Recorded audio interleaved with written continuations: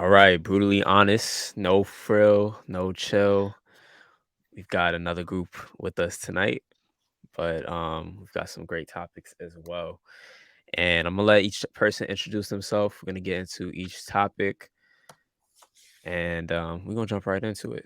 We're gonna start with the person to my right, Tiana. Tell me about yourself. Hello, my name is Tiana.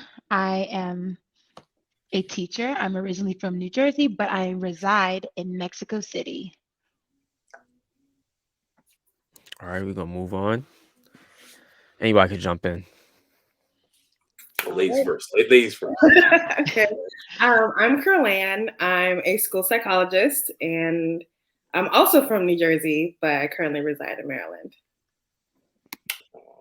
And hey, what's going on, everybody? My name is Deontay. I'm a teacher in New York, currently in Brooklyn. It's great to be a part of this broadcast. All right, and I'm your host as usual, Brandon. We're gonna get into the first question. This one is this is a simple one to kick things off. So I would say. All right, so question is, who are more likely to love unconditionally, men or women? Whoever wants to start, just jump in.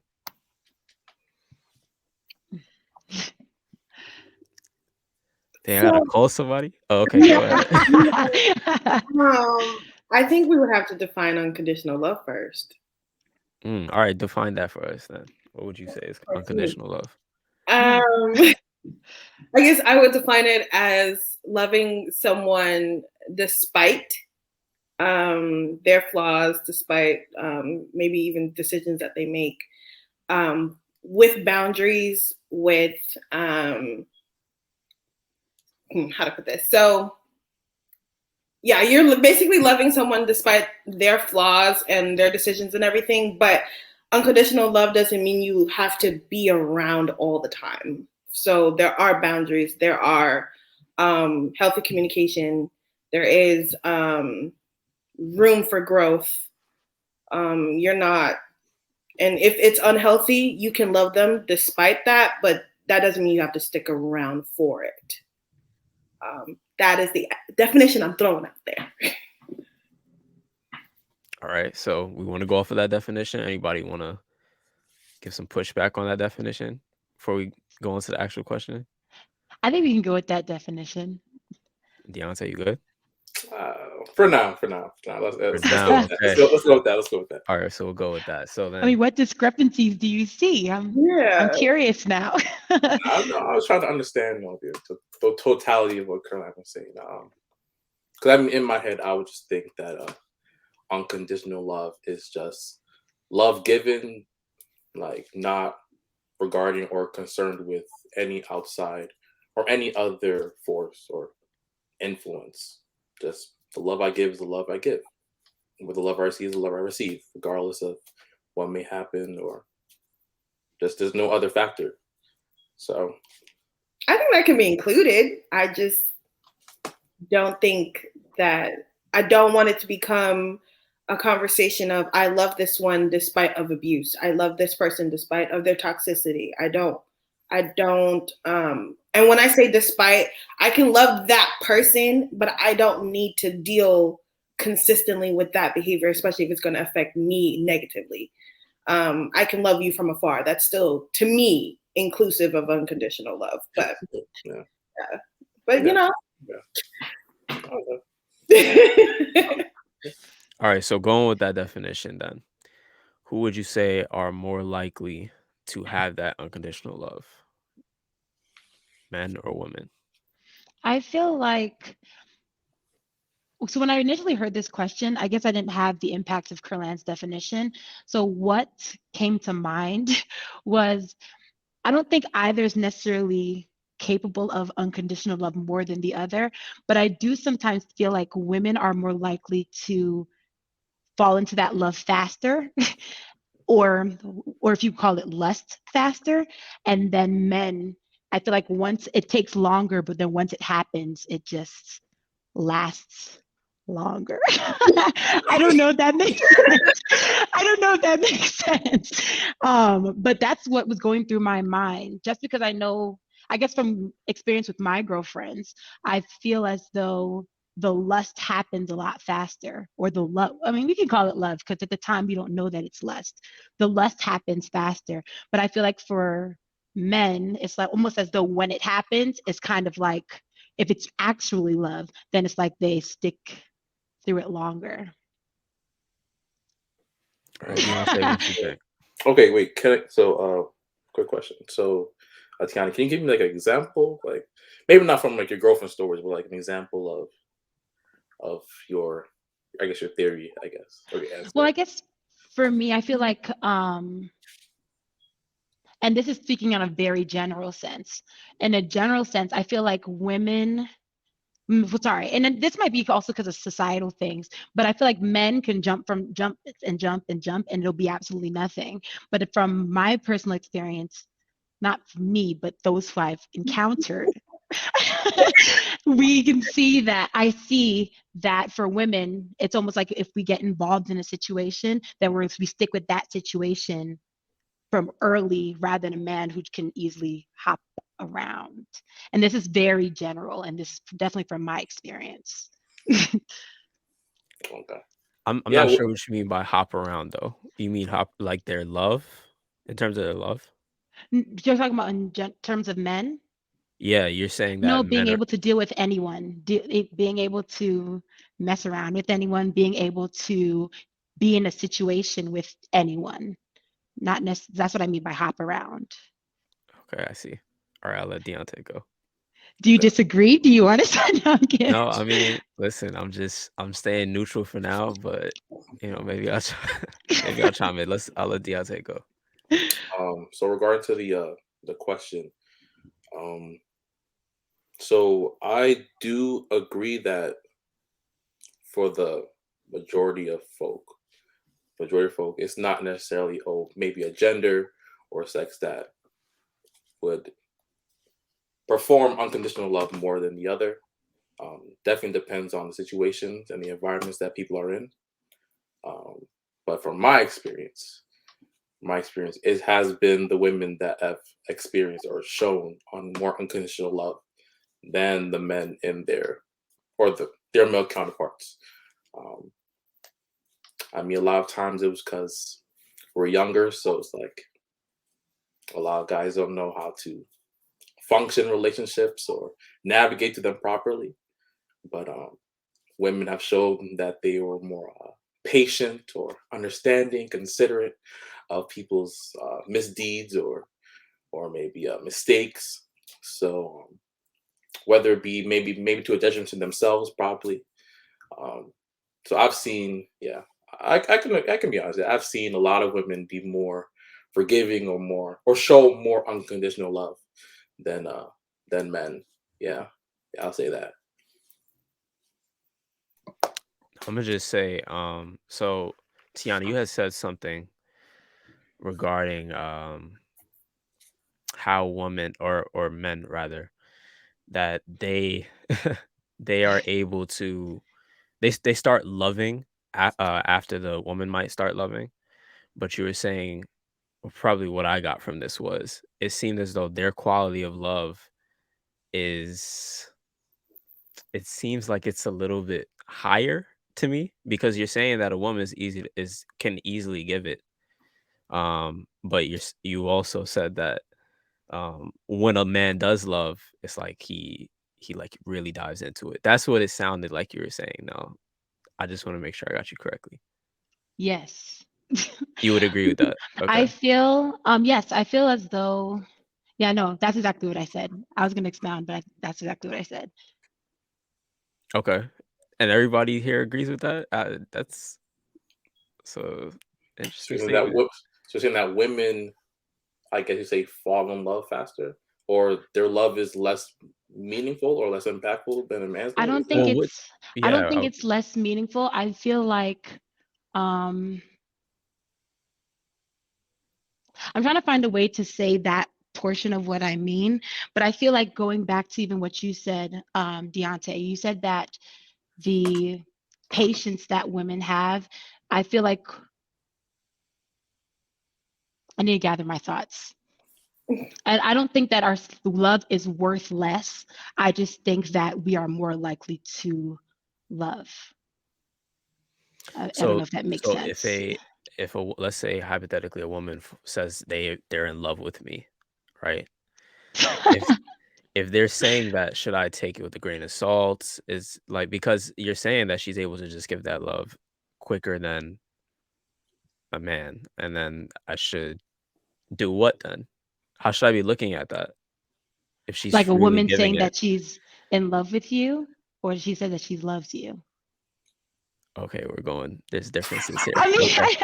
I don't All know. right. I feel, I mean, I mean, we never specified the type of love in the conversation. And so for me, when we talk about general love, even like when we talk about friendship relationships, I do feel like women are more likely to hop on the love part of it. And so I'm not saying that our love is worth less. I just think it's just we love It's given more, fast. Yeah, like, I do easily. feel that way. Okay. Yeah.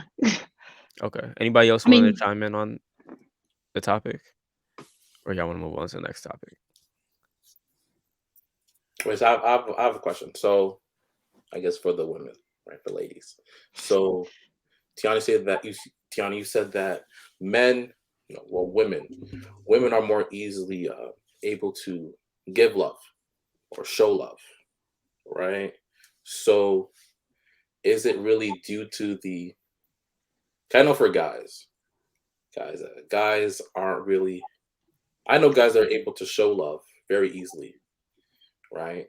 Depending on who we're talking about, whether it be to their mother, father, brothers, friends, right? The bros.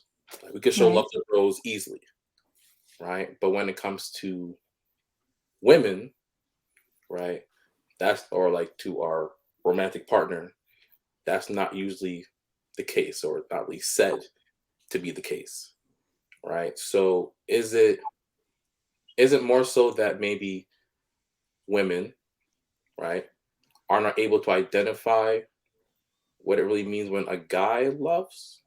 Is that possible? Are you wondering if women have trouble trouble determining if a guy really loves them? Yeah. Like apart from the me telling you I love you, or me telling a female I love you, or I'm in love with you. Like, can a woman like really tell that? Like, is that possible? So I think it's a fair statement, Mm, but I do think it's very circumstantial. okay. So there will be relationships where it's very obvious that this man is in love with this woman.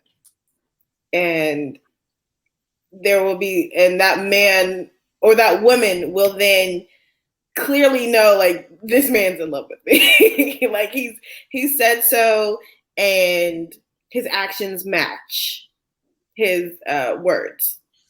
I think we run into an issue where the man is saying one thing and his actions aren't matching exactly.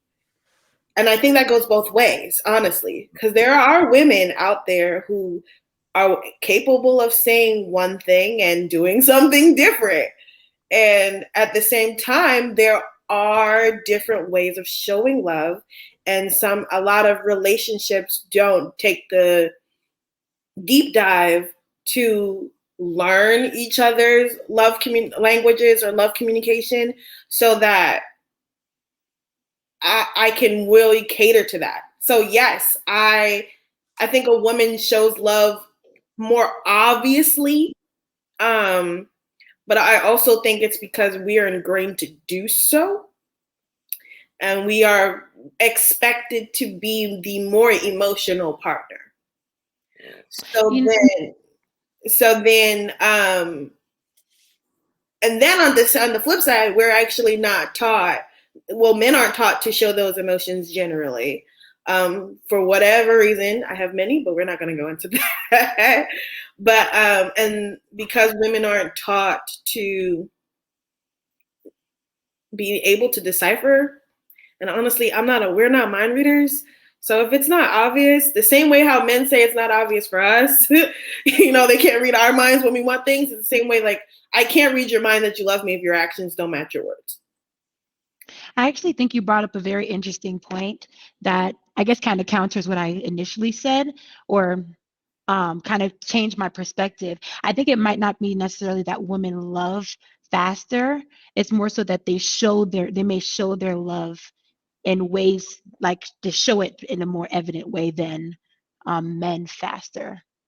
Mm-hmm. I think it just all comes back to the communication within that relationship and Yeah. knowing who your partner is. So like I have friends that are very aware that I'm not good at verbally telling my friends I love them. That's just not a general expectation from me. And it's not taking away from the fact that if I love them or not, I do. But they know that I tend to show up for them. So like if they're in need, or if they are even putting on a program or where they need support, like in person or any type of support, I tend to be there in that way. But to get a text message from me talking about, you know, I love you so much, that, you know, is not really my communication style. But my partner, that might be something he needs. So and then I have to take it upon myself to, one, understand that might be something he needs and do it. Whereas I don't think that happens. That communication right there doesn't happen from woman to man or man to woman, honestly. So there's a disconnect there. So I don't know if anyone falls in love more, to answer the question directly. If male or female are more capable of unconditional love, I think it's an even playing field. It just all comes down to, are you able to show that unconditional love in a way that your partner understands? And to a place where you're not at a detriment, or it's to your own. Right. Mm-hmm. Yeah, I think I made great points there. We're gonna move on to another topic. All right, question is, can a relationship ever get back to normal after someone cheats? Can a relationship ever get back to normal after someone cheats? I'm not going to elaborate, but no. You don't want to elaborate? Yeah, you have to. I feel like other elaborate. people, I feel like if people have actual examples, I think their points would be more meaningful. All right, we'll come back to you then, because I think you have a meaningful point as well. So I do too. So I'll answer. So I think it is possible. Will it take time for a relationship to get back to where it was before? Yeah, it'll take a lot of time and a lot of work, or a lot of effort. But I've seen a lot of times where, well, let's say if a man cheats, right? I guess due to society, it's typically expected for sometime, somehow, some way, a man gonna cheat in a relationship, right? And we've heard all before, you know, man cheats, he probably begs his partners, you know, let's work things out. Like, I'm sorry, you know, try to be on his best behavior for, you know, time in, time out, days, weeks, months on end. And, you know, they eventually move forward, you know. They may have to go to therapy if it's like a marriage, you know, counseling, right? Do different things necessary to bring that trust back into that relationship. A lot of times I've heard when maybe let's say a woman cheats in a relationship, it's because she's lacking something. She's not fulfilled in a certain area. It's because maybe some insecurities in a relationship already, and just one influence can just knock that relationship out the window for that moment or for a period of time. So I think for both parties, yeah, it's going to take some work and an agreement, a conscious commitment to work things out. Because if people don't work it out, then there's no point in relationship to begin with. So I think it's possible. Not a lot of people want to do it or would like to do it, because why put more work in when you could just be by yourself or potentially find a new relationship? But I think, yeah, I definitely think it's possible. All right, before y'all go on, we're gonna bring in Joe to the conversation. What's going on, Joe? Hello. What's up, y'all? How y'all Yeah. doing? Yo. We good, we good, we good. The current question is, can a relationship ever get back to normal after someone cheats? Ooh, not gonna lie, Can it a depends on who relationship cheat, bro. Oh, Oh my okay. It goodness. depends on who cheat, for real. Well, If I the guess girl cheat, the relationship is never getting back. If the man cheats, it's gonna take a little bit of time, but maybe. well, I guess I have a question for you guys. When you say go back to normal, what is go back to normal? Is it stay that you're gonna remain in that relationship, or like you believe that the status of your relation, like how your relationship is going to stay the same? Like what exactly stays I the would say like same? a healthy dynamic. I think something okay, I see you're already I shaking don't your know. head. I struggle to believe how healthy we're gonna really be. I don't know, man. Um, I don't know. Take it Okay. away, Joe. Hey, I just got on. I'm listening. I'm Yeah, I listening. think Curlin has something to say. Go ahead, Curlin. So my answer is gonna be very confusing. I say yes and no. Here's why. It's never gonna go back to normal. It can only go in two directions. It either can get better or it can get worse. So no, it's never returning to how it was before. You're either going to grow from this as a couple, or the issues that caused the cheating in the first place are just going to continue to get worse, and they're going to continue to fester if it's not addressed directly, and the relationship's going to fall apart. So I think from a point of cheating, it can literally go it can only go in two directions. And so if I don't think it matters. I disagree with you, Joe. I don't think it matters who cheats. I think if the party, whoever did the cheating and whoever was cheating on, if they both decide that this is a relationship they want, that is worth working on, and they are one healthy in doing so, and both parties understand that, well, the one who did the cheating understands it's going to take a while before that their partner can fully trust them.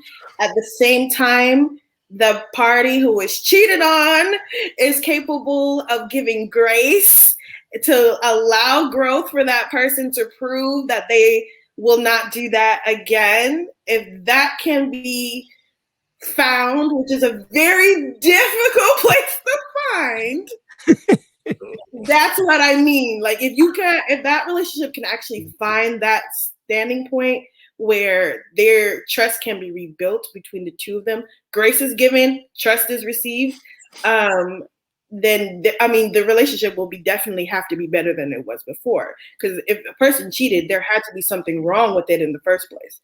That is mainly I don't care what anyone says that a guy cheats can cheat just because to cheat. Probably possible, but I fully think that a guy is still unsatisfied in some respects in his relationship for him to cheat. I don't know, Joe. Why your teeth was going? Nah. I'm listening. So there, if that can be fixed, whatever that lack of satisfaction is that caused the cheating in the first place can be fixed, resolved, trust can be regained, grace can be given. I think it's a possibility. But if none of that, if it's toxic from the jump, it's gonna be toxic after if no one takes the time to do the therapy, like Deontay was saying, and go on from there. But yeah, so yes and no. Yes and no. So all right, I see where you're coming from. I definitely do see where you're coming from.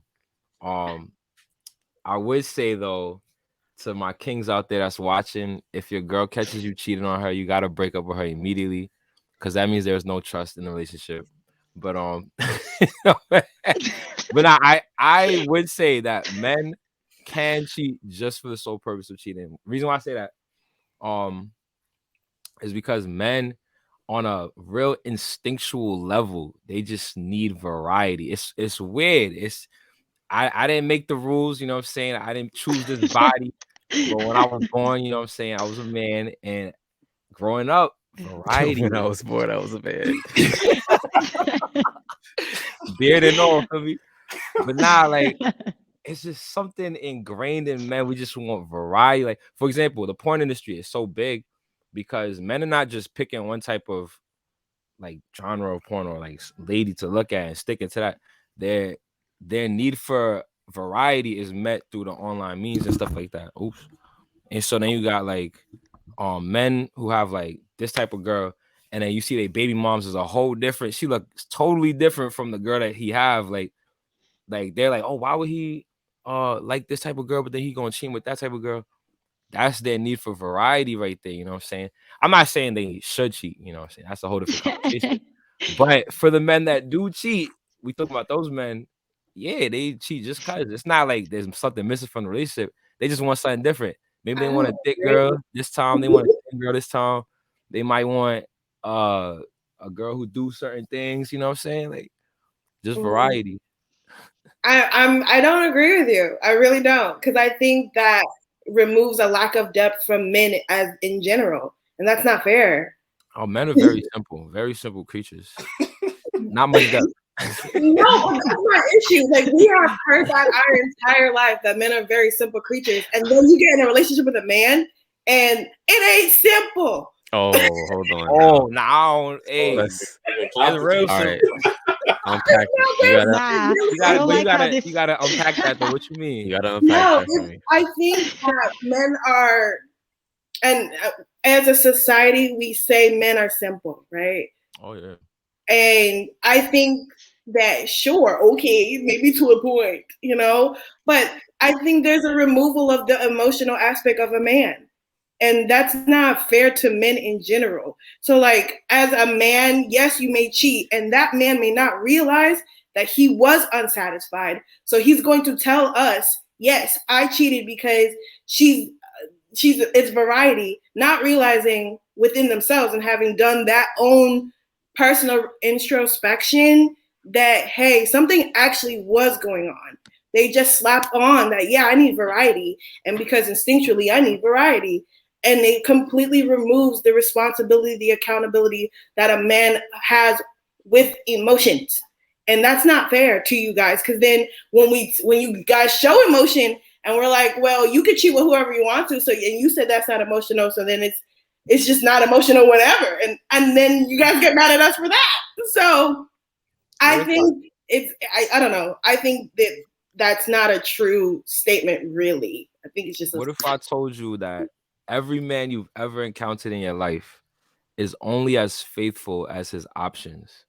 Meaning, what I mean by that is, if he had the ability, for example, Solomon, right? If he had the ability to have 1,000 girls, he would have 1,000 girls. If he has the ability to have 2 girls, he's gonna have about 2 girls. If he can only get one at a time, he's gonna have one at a time. So when I say a man is as faithful as his option, that's what I mean, right? So what if I told you that? Would that change your mind a little bit? so then I want you to apply that logic to women, because they say that, yes, men have a lot of options, but I've heard arguments where men say women have a lot of options, but women don't do that. Oh, women have way more options than men, but then women are different though. Okay. Y'all different animals. Y'all think about sex the way differently than men do. You feel me? I will agree with you on that we may think about it differently, but I still don't think it's any less emotional.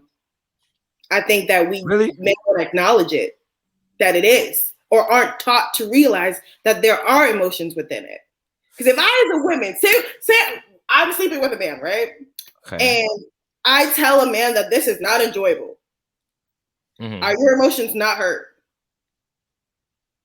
I mean, I've never heard that, so I don't know. I gotta put myself in those shoes. But no, you gotta go. You gotta go. A guy is not like he may move on. Not saying that he wouldn't just be like whatever. And I, like you said, I've never heard that before, so you must be an anomaly. But somewhere in the back of his head, that didn't sit right with him. Nah, but I'm like, for example, right? Like, for I don't know, like, for example, like a lady is inviting a man into her body, right? For a man, I don't want to say it's like taking a piss, but it's kind of like taking a piss. Like it's like My boom, boom, God. boom, zip up your pants. You know what I'm saying? Emotionally speaking, of course. Like I mean, I don't know many men who are emotionally that's my problem. That's my point right there. That what you just said is my point. affected by it. But I mean, hey, like You I guys don't know. aren't taught generally to even think that far. So it may affect you, but you may not realize it because you aren't taught to understand that, yes, it can actually be that deep. But do you really want a man that emotional? I think I that's want a the man problem. I want a man who understands his emotions. Because So not What do you so mean? What do you not mean by one that? that shows it, but no, they that's not understand. what I mean. No, if you are hurt, you're hurt. You know what? This is a whole nother. Let's move on because we're gonna go back and forth. Let's move on. No, because I No, think but I get. Go ahead, oh, go Tiana. ahead. No, you No, you got got it. it. No, you got it. I That don't was know. I fine. think it's funny because I feel like we're trying to like step away from this whole thing about emotions and how men respond to the situation of cheating or talk about how men respond to emotions in general. But I think that's an important part of the life conversation. I think because of this idea of male male, what do they call it? Geez, why is it slipping my brain? Toxic masculinity. I think the idea of separating ourselves from men separating themselves from different emotions when we're all really emotional, we just show it in different ways. I think we can't really step away from that idea when we talk about this conversation of cheating, this conversation of life, because emotion is a big part of our lives. So I think we should talk about it right now. You guys can continue to Nah, I expound, but like I do think it's an important part I have a I like question. what of. you said. Everyone shows emotions in different ways. So, do you think men should show emotions the same way women show emotions? No. No, but I don't think but that's the thing. I don't think the distinction is between men versus women. I think the difference between Kerlan versus Tiana, my roommate versus me, Deontay versus Joe. I think we show them differently from person to person, not differently from male to female. I think it's toxic to believe that people should show a certain type of emotion because they're female, that men should show a different type of emotion because they're a man. I think that's It's a very not good. very individualized, but I think as a society we aren't trained, not we, but men generally aren't commended for having those individualized emotions. And they don't realize how much it's infiltrating different parts of their lives. So, yes, okay, going back to the cheating, which is, you cheated and you're like, she was fine, so I cheated. Okay. And then so what was wrong with your partner? Well, there's nothing wrong with her. Okay. So then why'd you cheat? Well, I just cheated. And I'm like, that's very shallow. That is so shallow because there's more to it. And just because you can't acknowledge or don't understand that there's more to it, even within your own self, because if a guy goes to therapy and as we have the onion analogy and the layers start ripping back, you realize that something that his partner is doing is not making him feel fulfilled. And he found that one thing. So that 80-20, that I don't know if you guys have heard of the 80-20, but that 20% that other lady that he cheated with, she had that 20% and that made the guy ignore the 80% he had with his partner. So what was that? A lot of men can't acknowledge what it was because we aren't taught to acknowledge that I can't always be fulfilled here, and what to do with that. Where do I go when I'm not being fulfilled by my partner? I go cheat. And then relationship less, and then you figure out the man is like hurting because I hurt someone I really love, but there's more to it. There is always more to it, male or female. But anyways, yeah. Mm-hmm. But to stay on the topic of like a man having or showing his emotions, do you think the environment's been created by women for a man to show his emotions if he wanted to do that? I think it's Because difficult. I'm not saying that we do. That is not what I'm saying. Because I think as women, two things happen. If the women has grown enough, then yes, it's still difficult, honestly, because we have that toxic masculinity that honestly we ourselves as women are taught to, like, this is what a man should look like. And then we meet a guy who's more in tune. It's like, oh, I'm uncomfortable. I'm the only one who's supposed to have all the emotions. And that's not fair. That's not fair at all. And then we wonder why we can't develop that deeper connection with our partner. Well, when he tried to show you the deeper parts of himself, you shunned it, you know? And then on the flip side, when a woman wants to, get to know that, it makes a guy uncomfortable because it's like, why do you want to know all this deeper stuff about me? And it's just weird and I think as a system, it's just not fair to either parties. Women aren't taught how to cater to a man in the way he expresses his emotions, and men aren't taught how to understand those emotions that they may have within themselves as much as women are. It can go. There's a lot wrong. In other words. All right, get you. Deontay, you got anything you want to add to the topic? I like that. Nah, I appreciate I like that. I appreciate it. Yeah, male emotions need to be understood. There's no ifs, ands, or buts about it. It gotta be understood both by women and men, ourselves. Right? If we don't understand what we want or who we are, why we are the way we are, then not only for relationships, just for life in general, we can get lost in the trials of life, and that's no good. Mm-hmm. All right, our last relationship question. You have something, Tiana? Oh, okay. You got to go cough. The last relationship question. All right, so is there a more respectful way to cheat? And what that means is, if you cheat up, if the guy, listen, I'm just reading the question. I don't think this was in the. I'm so confused. So, is there a more respectful way to cheat? Meaning, if the person cheats up, versus cheating down, is one way more respectful than the other? Now, really, I think you should really think about it, because I listen, when I looked at the question, I was like, yes. what? This is crazy. But at the same time, I'm thinking about it, and I do have an answer. I think I have an answer. So you feel like you'd be more more respected if she's. Yes. What is cheating up and cheating down? I got you. Nah, I didn't want to. I need to hear somebody. Nah, I need to hear somebody else before I hear Joe. So basically, cheating up means the person you're cheating on. No, the person you're cheating with looks better, is better than your partner. Cheating down, that person is a step below, or 2 steps, or a few steps below your partner. And then cheating across, that person is equal to your partner. Is that? Yeah. For me, so you created the scale. Nah. Hey, it's not my world. I just live in it. You feel me? I didn't even know that was a thing. Cheating across. Cheating across. That's most respectful. Nah. I think. Okay, first of all cheating is bad. Oh yeah. I mean, of course. Yeah, and we're coming in. What is more respectful? The most respectful. Which is the least disrespectful? Yeah. It's cheating up. That's cheating up about it. That's right. It's like, what? It's no brainer, right? Like, if there was a celebrity, was like, yo, they want me, and I want my girl. It's like I'm sorry. Not saying I would, but it's like, hey, I did what I did with said celebrity. It's like, yeah, it's much more palatable, right? Much more digestible than, oh, I met some floozy, right, on the street, yeah, and I just had my way.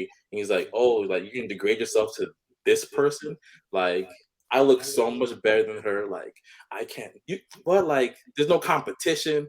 But if there's Beyonce or Rihanna, or Sierra, you name it, come on, it's less disrespectful. I'll say that it's less disrespectful. Is it disrespectful? Yes, but it's less disrespectful, so it's more respectful. I'll say that. Yeah. But then, the chances of, if that celebrity wanted you, what is the likelihood of you staying in this situation if you consider them a step up from me? like from the person you're with. That's not the question at hand, right? It's just what's the But what's no, disrespectful, right? Because no, like you can't ignore that part of it though. But Why? Exactly. Why before we would you add in, let's answer the question though. Let's go across. Okay. So Deontay gave his piece. Curlan, you look like you was having a Because breakdown over it there. doesn't make sense to me. You're expecting us to decide right now? No, I can decide right now. Cheating is cheating. Up, down, across. What you cheating for? I don't think there's a respectful way of cheating. No matter what, you stepped out of the relationship, a safe space that was created between the two of us. You stepped out of it Mm-hmm. and completely disrespected the trust that we created. It don't matter if it was Beyonce, because then I could go into the conversation of pedestals. And if you're putting people on pedestals, that's a whole nother problem. Because if we really gonna talk about pedestals, why am I not on the toppest pedestal as your partner? So let me ask this then. So let's say your partner cheats and you do want to reconcile, right? Okay. Are you asking who he cheated with? I mean, I would want to know who he cheated with, but that doesn't. Why does it matter? Doesn't what matter? You said I just want to know. I want to know who the person you cheated. Period. It don't matter if she up, down, across, left, right. I don't care. Who is this person? Because I want to know the person. Not does she look better than me? I don't.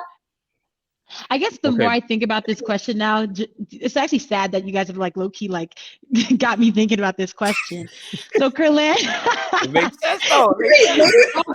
No. I'm not thinking about whether or not like if it's better for me, but like Curlan, like why does it matter who it is? Like does it, or does the response that you get make you be like, okay, it's a random stranger, or wait, my roommate? Different. Like I don't know. What you said there is different.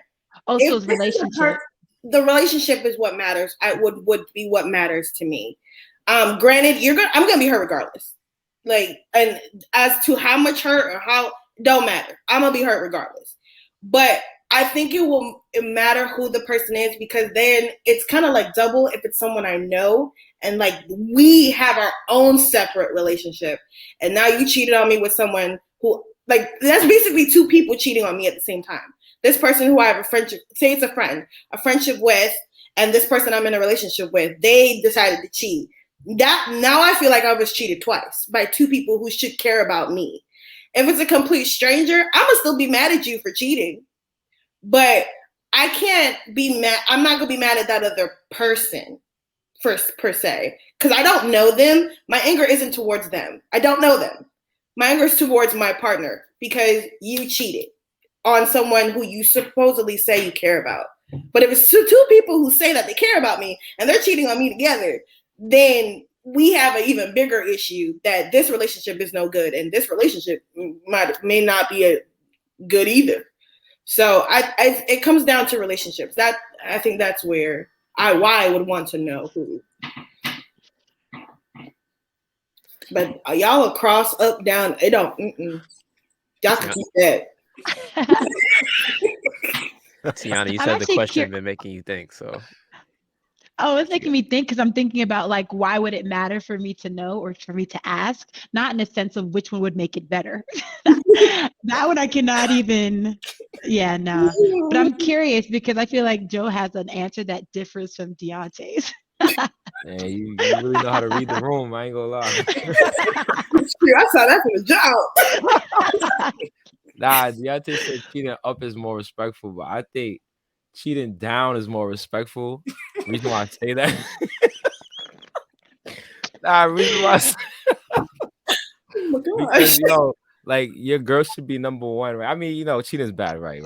But your girl should be number one. So if you cheating on her with someone that look better than her, like that's mad disrespectful. Like you basically telling her, like, yo, if it's someone that doesn't look as good as her, you can at least be like, yo, baby, she don't look as good as you. You feel me? Like that was just a, something. And then she look at the girl like, you're right. I do look better. It's better for her to see, that you're not really cheating on her with some models, some baddies. Like that's, I don't know.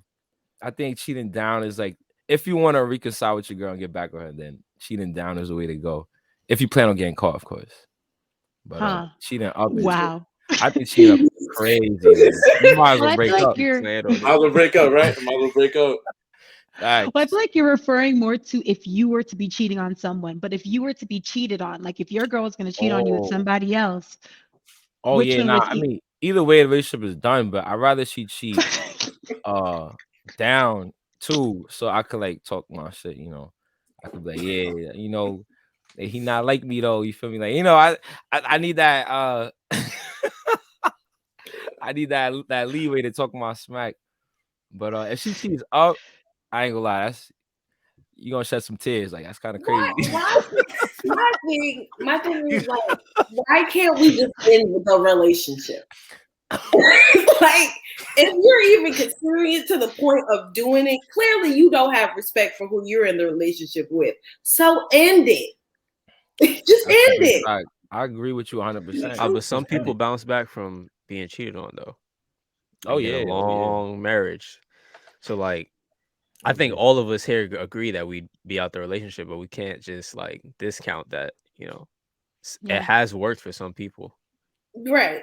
Marriage. I just want to put that big disclaimer right No, there. I'm saying like even if it's in a relationship, like it turns into a marriage or whatever it doesn't have to be marriage. It could be like what you call that thing? What they call it now? Long-term partner or whatever it is. Long-term partnership. Yeah. So like it could work. Ain't gonna I work for think it me. can last. I don't know if it can work. I don't know. I really believe that there's a difference. I gotta take their word for it. All right, so we're gonna move on to the next topic. Everybody's points was good. Um, this one's an interesting one for me. Because I've been reading a lot about it, so I'm curious to know what y'all thoughts are. Why is our generation so depressed? I don't know if y'all know this, but like the baby boomer generation has been saying that millennials and Gen Zers are like pretty much gonna put an end to the world the way we've been moving. So yeah, I've just been all on top of that topic. But yeah, why is our generation so depressed? Or do you agree that the generation is so depressed? Yeah, I agree. Definitely agree. I think it's because we put too much expectation on ourselves, and maybe the expectations come from what our status looks like or where we stand in society due to our image on social media, right? Where we stand compared to our peers. Are we taking trips? Do we have a nice job, the nice car, the nice life? If we don't have any of those things, then we think that we're failing. And if we're failing at life, then why continue fail when you could just end your life? Like on some suicidal stuff, but like worst case scenarios on some suicidal stuff. But yeah, when we feel like we're behind, like we're all teachers, right? So when we have a student that doesn't that's not with the rest of the class, that's kind of left behind, they shut down, they may act out, like they may feel, oh, I'm neglected, why care about school anymore, like school is lame, they make some stupid excuse, or they'll project on their frustrations on other people or themselves. So I think for us as a generation, yeah, when we feel like we're not measuring up to where everyone is or we think they are, where we should be personally, then that's when the depression becomes real and evident in our own lives. All right, Joe, why you think the generation is so depressed? That is a good question. I think it's a lot of reasons, but I'm gonna just take one. I think one of the reasons why a lot of people are depressed these days, to add on to what Deontay said about feeling behind, I think social media has a huge impact in that, because a lot of people are comparing themselves actually to other people, and everyone has a different path, everyone has a different journey, different timeline. You're gonna get there at a different time than other people, but you're seeing people younger than you doing better than you. You see people your same age having more money, more you know material success than you. It looks crazy. It makes you like kind of thinking like, yo, what am I doing wrong? Like, am I not enough? I'm not doing enough. I'm not hustling hard enough. And then, that can contribute to it too. But also just being on social media, you're not outside forming meaningful relationships. You're not talking to people. I think face-to-face communication is something that, especially with this COVID situation, we miss. Like, that's something that helps. It adds to your happiness and stuff like that. We're missing a lot of that. A lot of the kids that I'm teaching, they don't even know how to talk to each other. They just be online like this, head in the tablets all day. Then you put them face to face, they don't know how to talk. They just yelling and just, it's crazy. So I think human connection and social media are my 2 points I'm gonna pick on. Tiana, you want to chime in on that? I think it's unfair that Joe took 2 responses, but I'll try to squeeze something out. I strongly agree with the social media. I think the comparing aspect of the society that we're living in, like comparing everything that we do, definitely has an impact on where you think you are. And it's funny because I've actually heard a lot of boomers say that our generation is sensitive. And I'm not necessarily saying I agree with that idea, but I do think people care more about our opinions now than it seems like my family did when they were growing up. And so I don't know if it's necessarily more now, but I think there's more of an awareness now because we kind of accept those people's emotions and people's feelings more than they did when my parents were growing up. So I don't know if I'll say that it's more, but I do think that we respect people's opinions more than people did during my parents' time. Kalen? Okay. So I mean, honestly, I'm the last person and everyone kind of said everything. But I think there's a lot of factors. There is a lot of factors. I think social media, you're right, plays a huge role. I do think that there is more awareness too. So I agree. I think we are, as a generation between millennials and Gen Z, there is more depression and mental health issues, if to put it that simply, going on. I do think so, because there's so much access to each other's lives that was not there before. So there are so much more room for opinions, whether positive or negative, to infiltrate our thought processes of our own selves because of social media and having that constant access all the time. So I think that's a big part. Like you were saying, Tiana, I think awareness. It may not even be that there's that much more. It's just that we are more aware of it now than in the past. I also do think that we are raised differently than past generations have been raised. I have seen in schools the removal of failure to the point where everyone gets a reward for participating. Don't get me started. And granted, that may sound beautiful, but there are some skills that are missed because kids aren't experiencing what a no feels like, what trying their hardest and not making it feels like, failure, yes. Learning the resiliency. There is, to me, a lack of mental resiliency in our generation nowadays because of the difference in how we are raised. And I think and don't get me wrong, there are some benefits to it because a lot of it was toxic. A lot of what our parents and past generations went through was toxic. There should have been more conversations. There should have been more acceptance of the differences between us as people. There should have been. But I think that by completely removing that failure aspect, kids are no longer learning how to bounce back.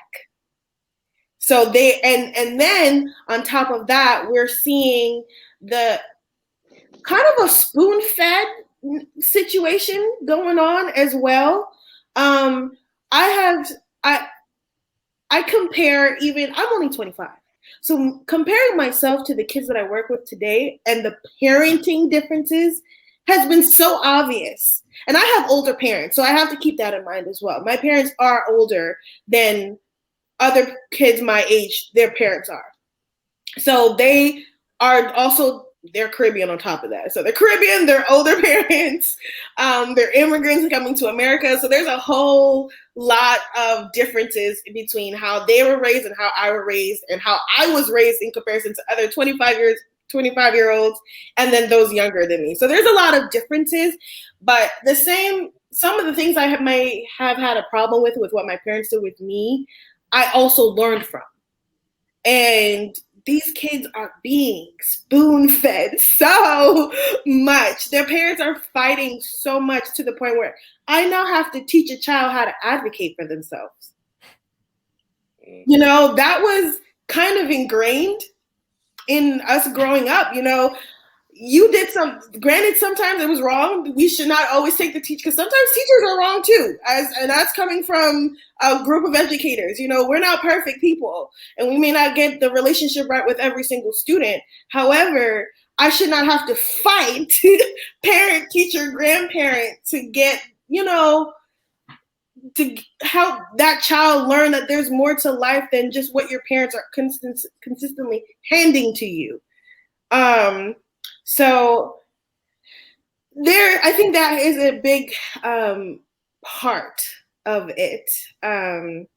There should be a balance between growth and understanding how to bounce back from failures.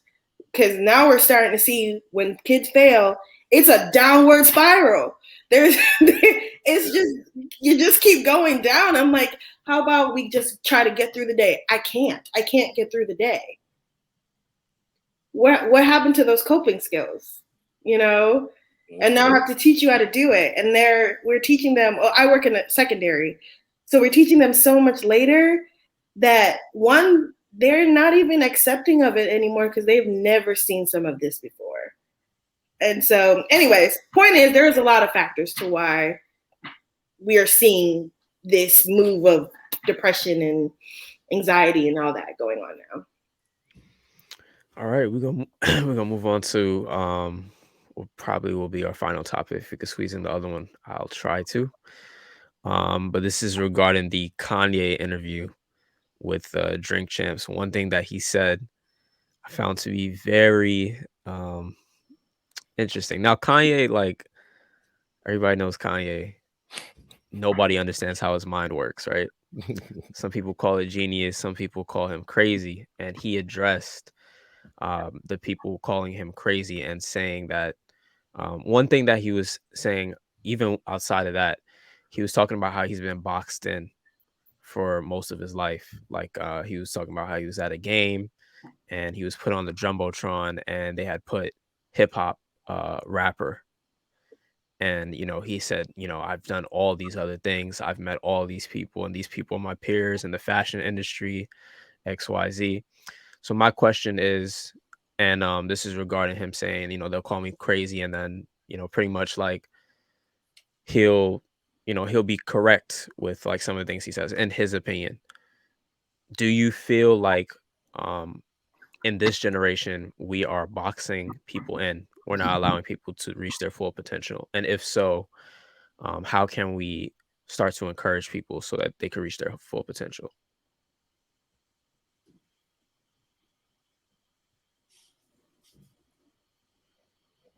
Is the question good?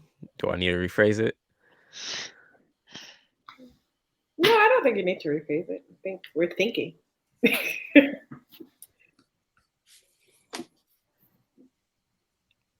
Actually, I don't think. Well, people may still feel boxed in nowadays, but I think people are more so backed or boxed in, like in generations before us. I feel like with as time goes on and we have more generations, more people are more encouraged or feel empowered to explore other avenues. Like for example, like I was talking to my kids, my students, and I asked them what they wanted to be when they grow up, and like 80% of them said like YouTuber or like streamer, right? And I was like, well, there are good jobs out there, like being an electrician, plumber, like doctor, lawyer, scientist, maybe even teacher, but they're like, nah, I want to be a streamer. I want to be a YouTuber. I want to vlog, vlog my life, travel, do all these nice things, So you would have heard that, 15 years ago, 20 years, not a chance, right? And you have more opportunities now to not really stick to one career path nowadays. You can transition to different things. I could be a teacher today, and I could be like a pastor tomorrow. I could be, not a lawyer tomorrow or next month, but I could make steps to be a lawyer or a doctor, or I could also be a streamer, right? Have multiple streams of income doing different jobs, right? So I feel like as more time goes on, yeah, the boxes will go away, the walls will break, and then you can do whatever you want to do. But I feel like for Kanye's like experience or what he's talking about, his perspective, most people know him as rapper, right? As an artist, right? So it makes sense why the Jumbotron will put him as artist, rapper, because he is society sees him as an artist or a rapper that took other avenues to make more money, right? To channel his passion or his creativity in other mediums. So if he feels like he's more than just a rapper, just like LeBron feels like he's more than just an athlete, then by all means, that's his own perspective on his existence, right? Or his status in society. So he's entitled to his opinion, of course. But I don't think that I don't think that it's been possible for us in this generation to be more boxed in, because I feel like we're more encouraged or more free than ever before, really, to be honest. Tiana, what you think about that? So I strongly agree with what he was saying. If we're specifically talking about Kanye, I feel like whatever you're most known for, whatever you're, I guess to say his biggest achievement is, that's what you're going to be known for. I feel as though here, for example, I'm most known for being the teacher that has locks and sings. Yes, I can probably do a bunch of other things other than that, but that's what I'm most commonly known for.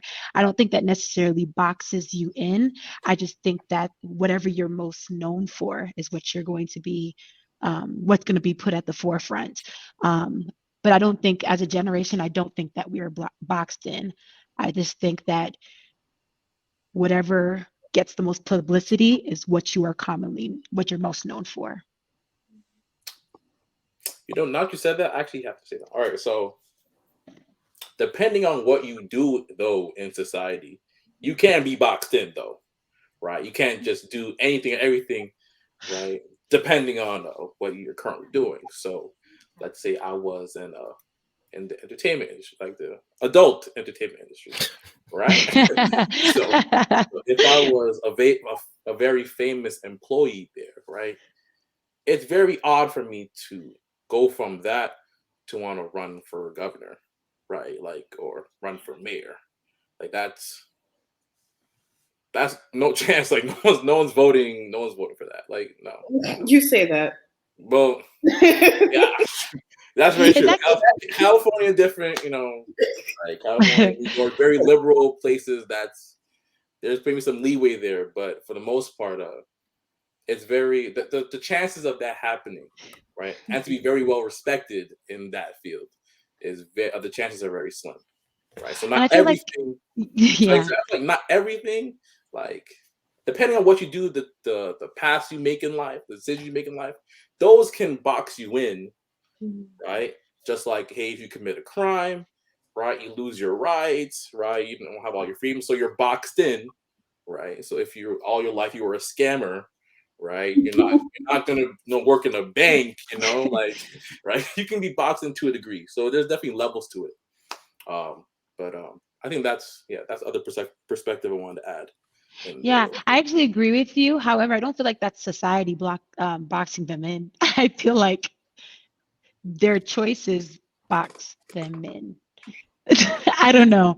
Maybe I'm bugging, but yeah, but I mean, like if you decided, I want to do this, for extra cash, and then that's what you're mostly known for, then that reputation carries like on with you. So that's attached to who you are. So that can positively and negatively affect you in any, let's say, person's business that you want to pursue in the future.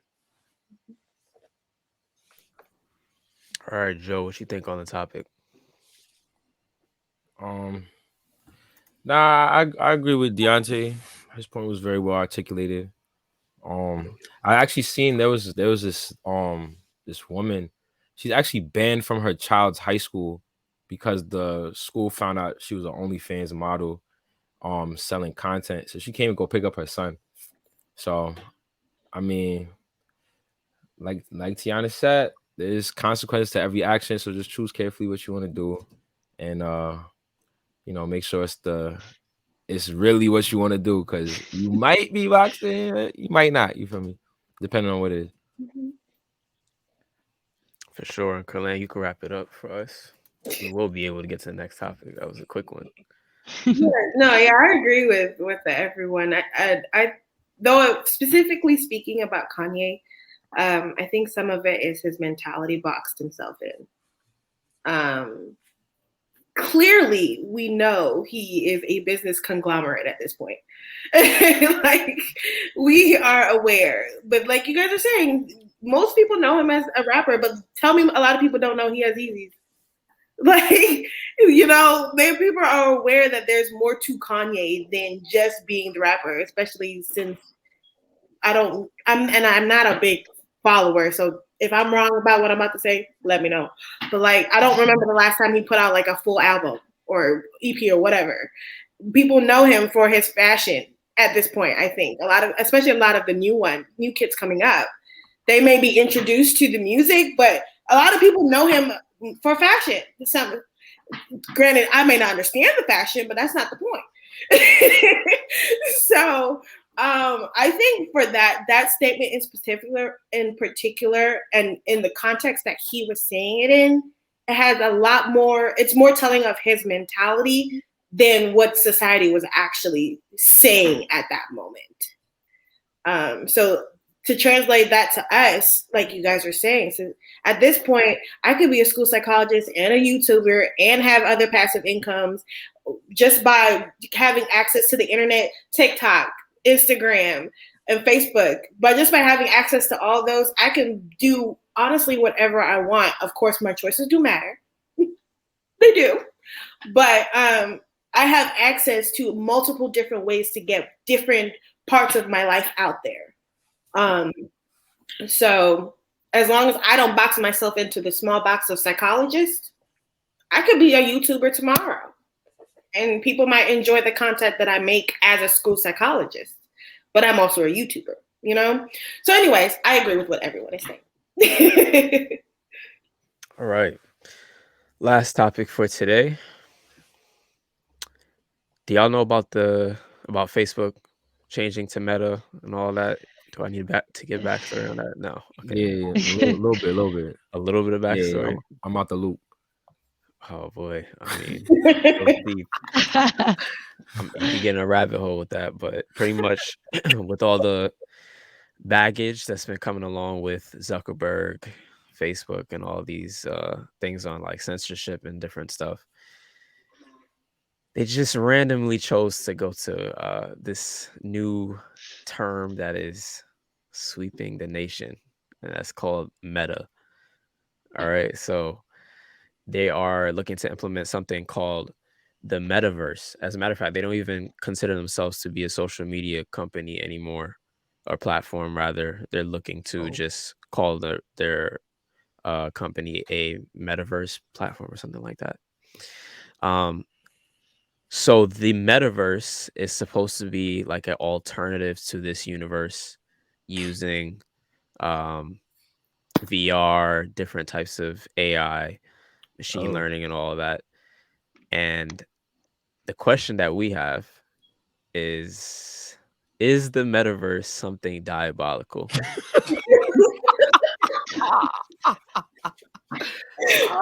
Diabolical. Is the metaverse something diabolical? Ah. I just want to say Mark Zuckerberg has always looked like super evil to me. In all honesty, like, That's a fact. yeah, he looked like one of those. I'm not even gonna say what else. Okay. Yeah. I said, All y'all right. better be careful. This is the internet. I know. That's why it's you know Yeah. what? Let me not even go there. All right. So is the metaverse something diabolical? Whoever wants to Man, start, go ahead. I miss Tom. Yo, it's a real one. Tom never They tried to don't, take over the universe. they don't know about Tom. Oh, Tom fixed every problem or started a problem. everybody's friend. First Everybody. first friend, bro. First friend. What a guy. What a guy.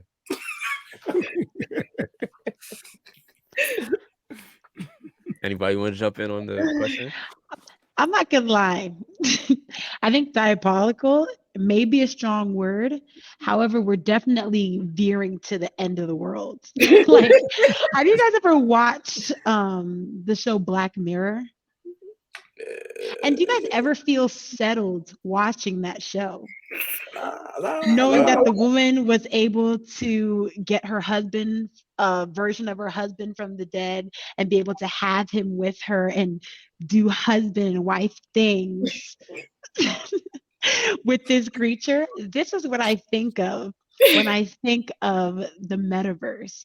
Being able to have the benefits of leaving your house without actually leaving your house, able to have a man without leaving your house. Although I think diabolical is a strong word, like diabolical is a 10, we're at like a 9.5.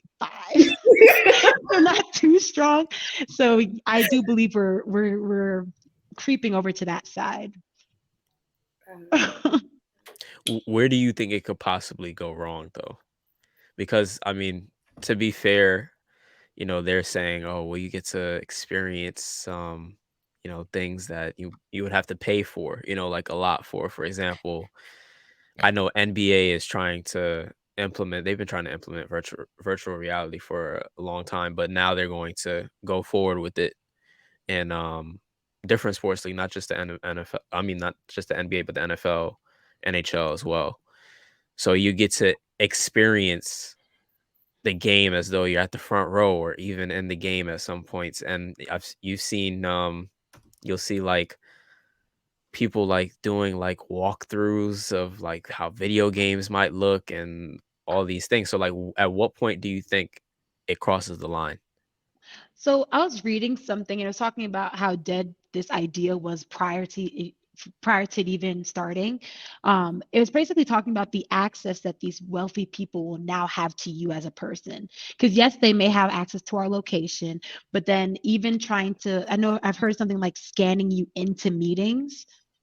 I feel like there's something extra that has to go on there in order to get you into those meetings for, like, if you're at a work meeting. At least this is what I read. That where the possibilities are going to go.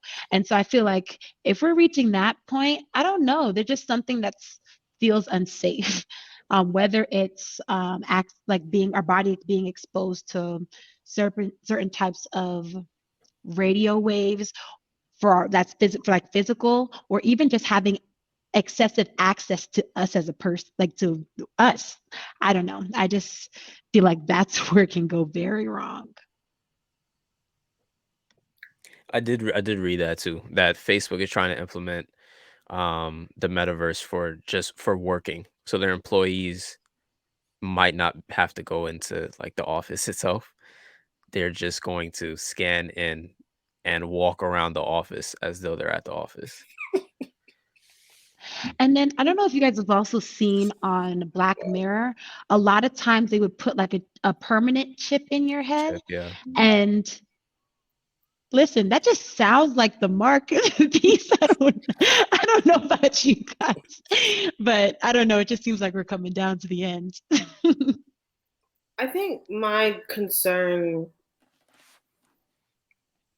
is humanity.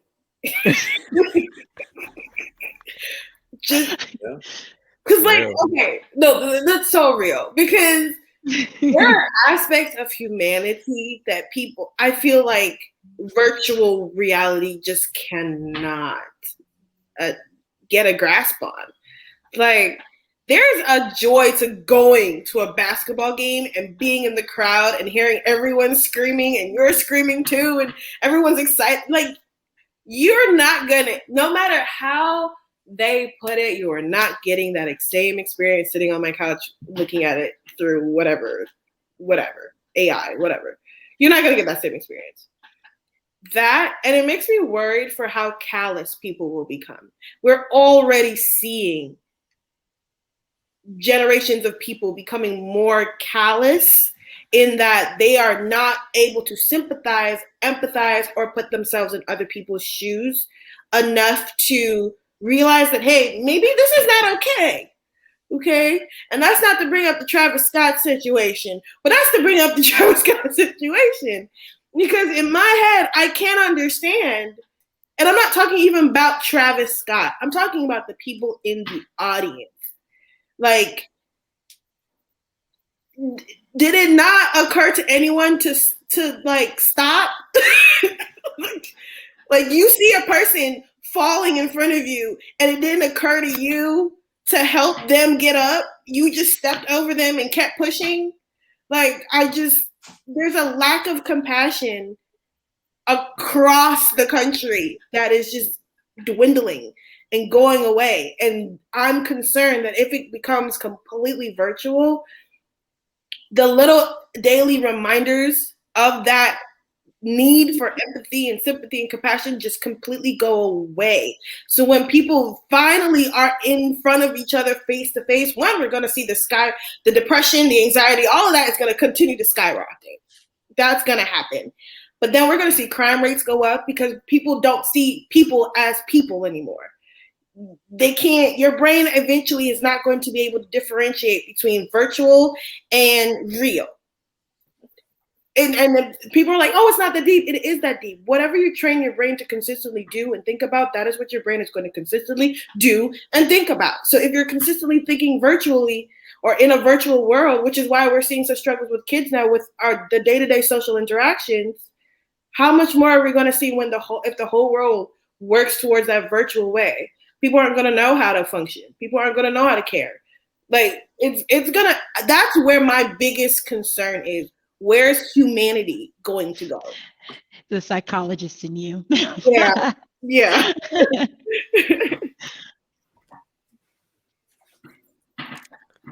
You know, so you know how, like, remember when COVID first came and we had the vaccines? And everyone was suspicious about the vaccines. And they're like, oh, we're going to die. People are still suspicious about the vaccines. It's still going on. Yeah, it's still going on. Remember when it just first started, Ryan was like, oh, no chance. They came out with the vaccine way too fast. Nah, no chance. Right? Everyone was more alert about it. They were more cautious about it. Then it got got in the way of their regular lives. Right, New York, you got to show a vaccine card, you gotta get tested multiple times, have a stick shoved up your nose every single other day. That's a lot of work, and it becomes a hindrance, right? And, humanity, we like to choose the path of least resistance, right? Mm-hmm. So, I feel like, rightly so, we're all gonna be very cautious about this whole metaverse. But then it's going to get in the way of life. And then the majority of people are going to be like, all right, bring it on. What's virtual life looking like? Because real life ain't it, right? Or something in the workplace or in their social lives.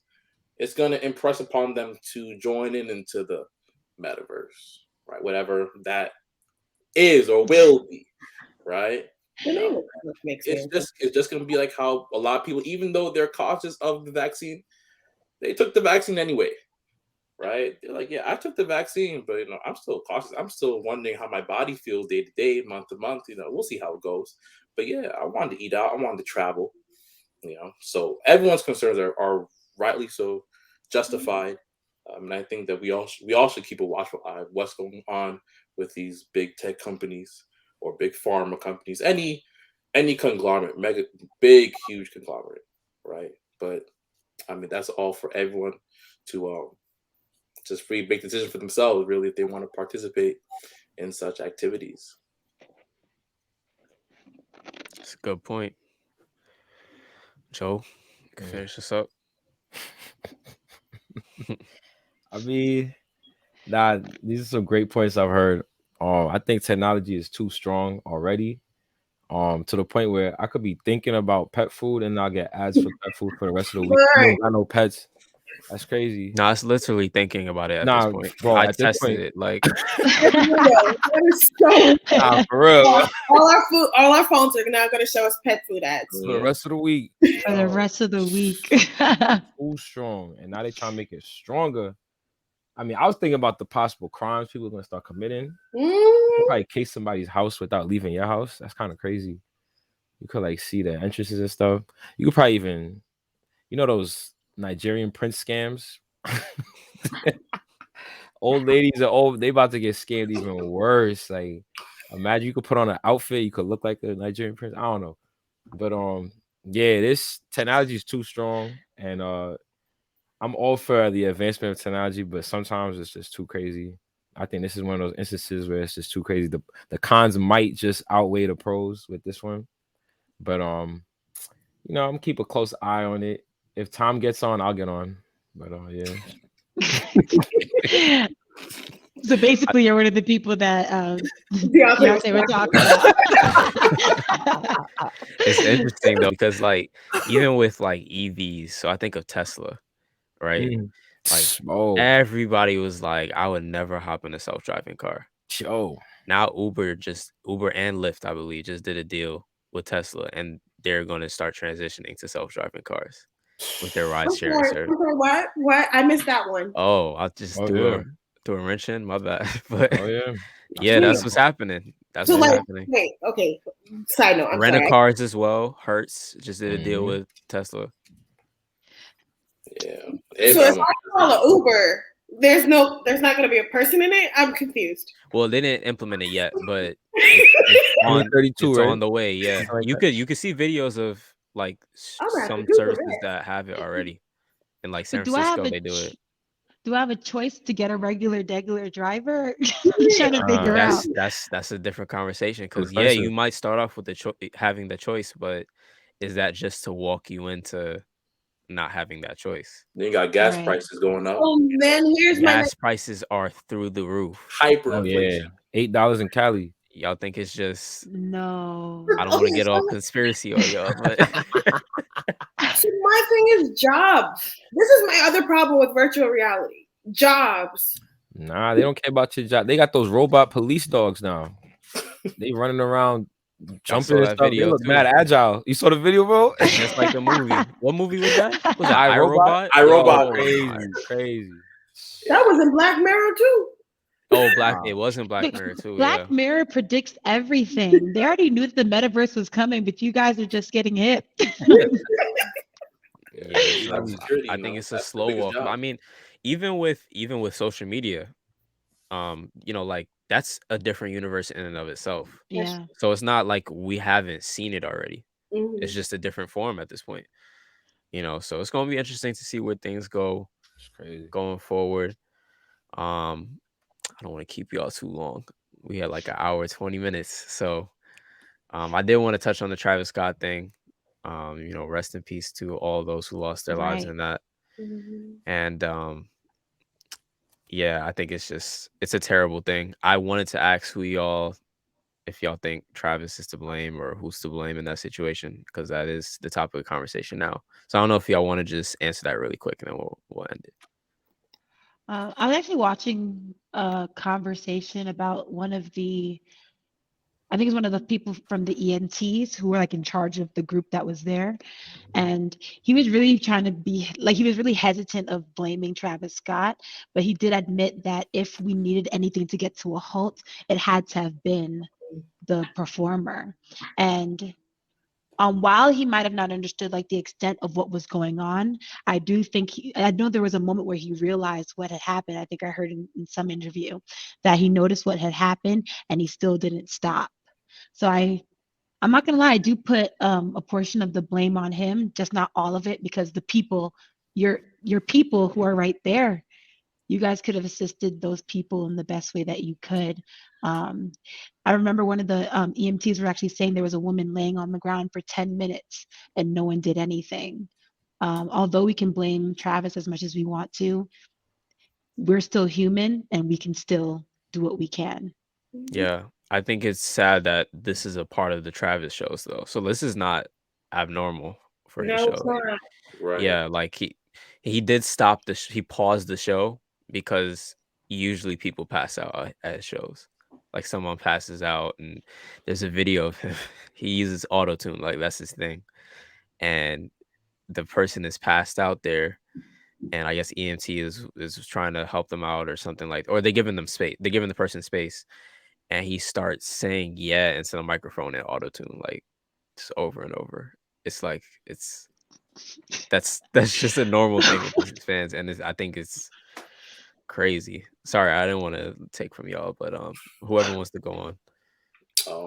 I think the promoters, so like it was a Live Nation, the group that pretty much sponsored that event and hosted Travis. I think they're a big one to blame, and they already have a history of craziness happening at any of their events, not only here in the U.S. but overseas as well, right? So I think they're also to blame because I mean it's their event, right? Like not. So if it's the blame is also to Travis, it's equally to Live Nation, to that entity. I think if anything, they should probably take the biggest brunt of the brute force of the lawsuit that's coming up real soon. So Yeah, and both Travis and Drake have gotten a number of lawsuits. So they're coming in. I think they're gonna probably try to hit the performers the Yeah. hardest because they probably think the performers have the money. That's just a perception. it's money, yeah. Yeah, but I'm sure there's gonna be lawsuits towards Live Nation as well. Anyone else want to say their piece on that? I saw the videos, and I think that's what made me sad about the whole situation. Like just getting into I don't know if you guys saw the video of them trying to get into the festival or the show. Knocking down the They're fence. yes, The and barricade, yeah. they're running over people, like, and people are screaming, and no one is like, not. I don't know. I've never been to a festival or whatever it's called, a show like that before, and I'm not very impressed to go to one at this point either. But I just can't see myself watching someone fall and stepping over them. I can't, and I just, and then amping them up. First of all, you're saying with Live Nation, they're booking out these shows. I read that there were 10,000 people over the amount of people that were supposed to be there. Why are you booking sites? It's at this point, money is what it is. You guys just want money. Forget about the fact that these are people who are coming to see that they're humans, and that humans can be affected by the heat, the environment, what's going on. Forget that. You just concerned about the money. Then you book 10,000 over, and then you don't supply the medical team for that amount of people to be there. That's a whole nother problem within itself. Why was the team of medical providers so small in comparison to the amount of people you let into the building, right? And then on the performer end, again, this is not new for him. He's used to amping up the crowd to a point where jump over the barricades, break them down, come closer. Like he has amped up, you know, the audience in many other instances, and I feel like there needs to be consideration on everyone's part. Don't overbook. Don't do that. Have more shows if you want to. I know there's more money that goes into it, but I mean, it kind of balanced out. The same amount of 10,000 people you had going there is the same amount you would make if you just had multiple more shows. Just, you know, figure out different ways to, if money is really that important, figure out different ways where it's not putting people at risk. And to have people come up to the stage screaming, saying there are people dying, and for no one. And I understand, like, the cameraman's, like, I don't know if you guys saw that video where the girl and the guy are running up to the stage and screaming about it, and the guy's literally pushing. I get that's your job, but you are now your job is now at risk because of what you ignored. So I'm like, we can put humanity first. It's okay. You know, people may actually appreciate you more if you do that, because now people are dead and now you're getting sued.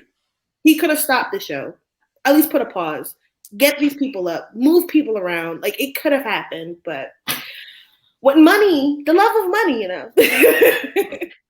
So we have a question. Can we blame parents? Can we blame parents for what happened?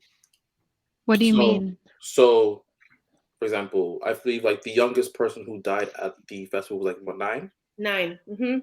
I don't think he died. I thought he was on a coma. He's in a coma. Okay, coma, right? So I don't know, but for me, like, yeah, no, I agree with that. If I had a 9-year-old kid and he wants to go to a Travis concert or festival, like, first of all, if I'm older, I'm researching what do the concerts look like, who is this, who you going with, why am I not there with my kid, you know? Like, why is my kid running to the front, right? Like, that's something that, I mean, like, parents also have to, like, keep that in mind. Like, when sending your kids to outings, right? We can't just have kids just go off and do God knows what, where, like, wherever, you know, because well, in we're my also understanding, in my understanding, what happened was the boy wasn't necessarily on his own. I heard he was sitting on someone's shoulders, and that person got pushed, and I think the child got knocked down, and then, you know, the stampede just takes its course. Yeah, and I guess for me, I don't necessarily blame the parents. I guess because of the history of his concerts, in that sense, I would question. I mean, it's not my place to judge what you want to do with your kids, but I think because of what has happened in the past, we can kind of make a prediction of what's going to occur in the future. Mm-hmm. And in that sense, I probably wouldn't have my child go to that kind of concert. Also, the type of music as well. So I guess, I mean, there's just a lot of different things. There's a lot of factors. There are a lot of things went wrong that should not have gone wrong. So yeah. Yeah, definitely. All right, so we're gonna wrap it up there. Brutally Honest Podcast. Make sure y'all like and subscribe to the channel. We're gonna see y'all in the next video. Appreciate y'all points as well. All right. Cool. All right, y'all.